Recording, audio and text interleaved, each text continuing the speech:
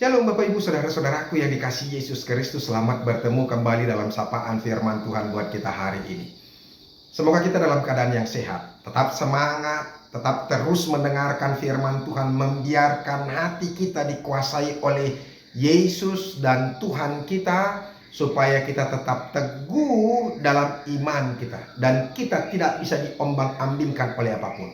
Minta Roh Kudus untuk menguasai hati kita dalam setiap hari kehidupan kita, supaya Dia yang menuntun kita. Iman kepada Tuhan Yesus yang diteguhkan oleh Roh Kudus itu akan membawa kita kepada keselamatan kita. Amin. Oleh karena itu, mari kita dengarkan firman Tuhan hari ini, hari Jumat, tanggal 5 November 2021, yang terambil dari Galatia pasal yang ketiga ayat yang ke-25. Tetapi sebelumnya marilah kita menyerahkan diri kita, hati kita untuk diterangi oleh Roh Tuhan. Kasih karunia dan damai sejahtera dari Allah Bapa dan dari anaknya Tuhan Yesus Kristus, itulah yang menyertai hati dan pikiranmu sekalian. Amin. Bapak Ibu Saudara-saudaraku, firman Tuhan yang menjadi renungan bagi kita hari ini, yaitu yang terambil dari Galatia pasal yang ketiga ayat yang ke-25. Dikatakan demikian: sekarang iman itu telah datang. Karena itu kita tidak berada lagi di bawah pengawasan penuntun. Demikianlah firman Tuhan. Bapak Ibu Saudara-saudaraku yang dikasihi Yesus Kristus dan diberkati Tuhan, surat Galatia ini disampaikan oleh Rasul Paulus untuk mengingatkan orang-orang yang percaya bahwa Yesus adalah keselamatan. Hanya melalui iman kita kepada Yesus Kristus yang telah menjadi manusia Tuhan, yang telah menjadi manusia dan telah mati di kayu salib. Hanya karena itu kita diselamatkan, bukan karena yang lain. Hanya karena anugerah kasih karunia Tuhan Yesus yang sudah mati di kayu salib, itulah kita diselamatkan. Bukan karena perbuatan baik, bukan karena hukum Taurat, ketaatan kita kepada hukum-hukum yang sudah Tuhan sampaikan, yaitu hukum Taurat. Karena tidak akan mungkin kita bisa diselamatkan karena hukum Taurat, melakukan hukum Taurat. Karena bagaimana mungkin kita boleh sempurna melakukan hukum Taurat?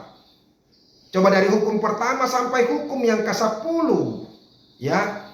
Yang pertama sampai yang keempat itu hukum vertikal, antara hubungan kita kepada Tuhan.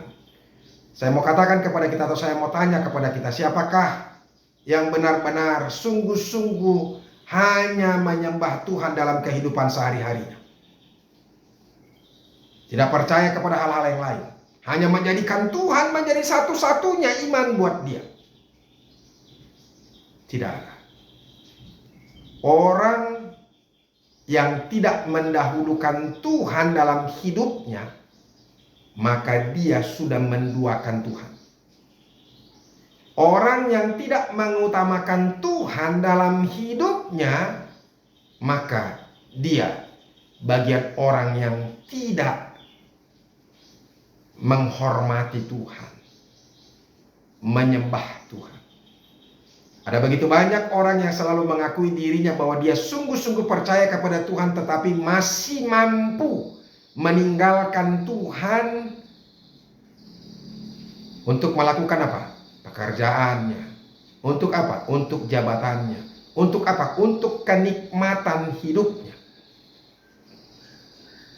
Yang kedua, hukum horizontal, antara manusia kepada manusia. Coba mari lihat, siapakah yang menghormati orang tuanya, benar-benar hormat kepada orang tuanya? Saya yakin semua kita pasti mengakui bahwa tidak mungkin kita sempurna mengasihi orang tua. Jangan engkau membunuh, jangan engkau mencuri, jangan engkau berzina, jangan engkau berdusta, jangan engkau mengingini rumah sesamamu atau pembantunya, istrinya. Maaf, bolehkah kita jujur di hadapan Tuhan? Siapakah yang tidak pernah mencuri? Siapakah yang tidak pernah berdusta? Siapakah yang tidak pernah membunuh dalam arti menyakiti hati orang? Berupaya untuk menghancurkan hidup orang, mendendam, menghina.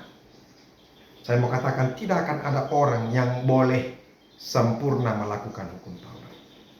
Oleh karena itu makanya firman Tuhan diingatkan kepada kita dari sebelum ayat firman Tuhan ini. Mari kita lihat dulu ayat 23. Sebelum iman itu datang kepada kita berada di bawah pengawalan hukum Taurat. Sebelum iman itu datang kita berada di bawah pengawalan hukum Taurat. Apakah iman itu? Iman itu yaitu Yesus Tuhan yang menjadi manusia, yaitu Yesus Kristus yang sudah menebus kita. Keselamatan itu hanya ada melalui iman kita. Ketika kita percaya bahwa Tuhan sudah menjadi manusia dan menebus kita. Iman itu. Dan dikurung sampai iman itu telah dinyatakan. Jadi sebelum iman itu datang berada di bawah pengawalan hukum, kita berada di bawah pengawalan hukum Taurat. Jadi hanya hukum Taurat yang bisa kita lakukan. Kita dituntun oleh hukum Taurat. Jadi hukum Taurat adalah penuntun bagi kita sampai Kristus datang. Jadi hukum Taurat itu hanya penuntun. Di sini tidak dikatakan penyelamat. Ini harus kita garis bawahi.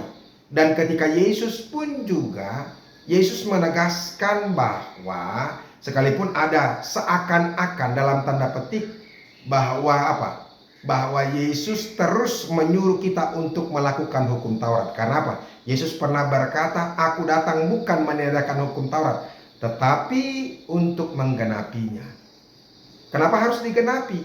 Karena memang hukum Taurat tidak akan bisa mampu menyelamatkan kita. Itu. Jadi sebenarnya itu bukan paradoks, tapi itu meneguhkan kita. Jadi hukum Taurat adalah penuntun bagi kita sampai Kristus datang. Jadi hukum Taurat itu yang menjadi guidance, yang menjadi pegangan bagi kita. Untuk apa? Menghindarkan kita dari kuasa dosa. Paling tidak untuk menjadikan itu jadi cerminan kepada kita. Benarkah kita hidup dalam keinginan kehendak Tuhan atau tidak? Tapi tidak akan mungkin orang bisa sempurna melakukannya. Maka dikatakan sekarang iman itu telah datang. Iman itu siapa? Yesus Kristus yang telah mati. Itu sudah datang. Yang kita imani menyelamatkan kita. Dia sudah datang. Karena itu kita tidak berada lagi di bawah pengawasan penuntun. Artinya kita tidak lagi di bawah apa? Hukum Taurat itu sendiri. Karena apa? Karena hukum Taurat tidak akan bisa menyelamatkan kita. Hanya iman kita kepada Yesus Kristus yang mampu menyelamatkan kita. Jadi jangan coba-coba dengan kekuatan kita, saudara-saudara. Kalau kita melakukan hukum Taurat berarti upaya kita, misalnya tidak mencuri, ya kan? Kita yang berupaya. Dan tidak akan mungkin kita mampu berupaya karena tubuh kita ini, pikiran kita ini, kita sudah jatuh ke dalam dosa. Tidak ada lagi yang benar. Semuanya sudah jatuh ke dalam dosa. Tidak ada yang kudus. Jadi ketika dosa sudah merasuk ke dalam kehidupan kita, keinginan kita adalah keinginan dosa. Sehingga apa? Ketika kita tidak ditebus, dihapuskan dosa-dosa kita, maka keinginan manusia itu adalah keinginan untuk melakukan dosa.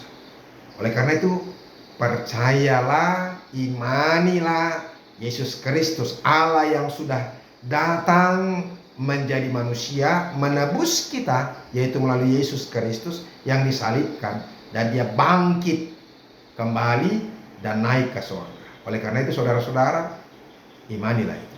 Jangan berupaya dengan tenaga, dengan pikiran, karena kita tidak akan bisa hidup kudus dan berkenan di hadapan Tuhan. Tuhan Yesus memberkati. Terima kasih ya Tuhan untuk firman-Mu yang boleh kami dengarkan. Berkatilah itu.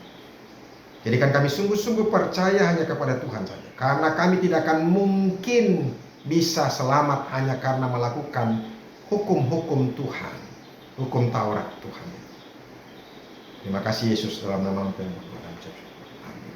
Bapak Ibu Saudara-saudara sudah dengarkan firman Tuhan. Ingatlah, engkau tidak akan bisa selamat dengan apa?